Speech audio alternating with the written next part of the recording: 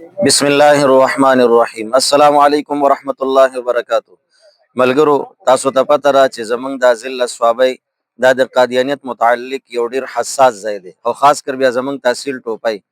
نو زمونږ مشران او اکابر په دې فکر باندې دي چې زمونږ د هر ملګري د هر نسل د هر جنریشن دا باقاعده د ایمان حفاظت وشي او د دې قادیانیت او د نور فتنو نه محفوظ شي. د پاره دلته د ختم نبوت اجتماع انعقاد شوی دی چې په 7 8 9 نومبر باندې ان شاء الله هغه به د ضلع صوابۍ په سطح باندې په شاه منصور کې هغه به کیږي.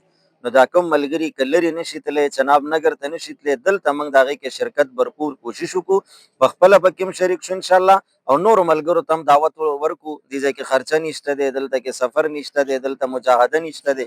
دا الله موږ له یو نعمت راکړی دی او د ختم نبوت کار دی، ډېر لوی عظیم کار دی. پای کې چې څه قسمه حصه موږ تاسو اچولی شو په ځای د دې چې موږ دا و چېرې زه زیری له راغلی یم په کوم څیز کې چې موږ له عمرونه لګول پکار دی کې صرف زیری له نه دي راتلل پکار، بلکې نیت کول پکار دی چې انشاءالله موږ زندګي دغې له ورکړو چې د نبي علیه السلام دفاع او د هغوی د عزت د وجې نه به خپل عزت ګټو. موږ بس یو چې د نبي علیه السلام عزت به وګټو، بلکې د هغه عزت د وجې نه به الله موږ له عزت راکړي انشاءالله. نو د دغې نیت کلک وکړو انشاءالله. الله دې موږ تاسو ټول قبول کړي.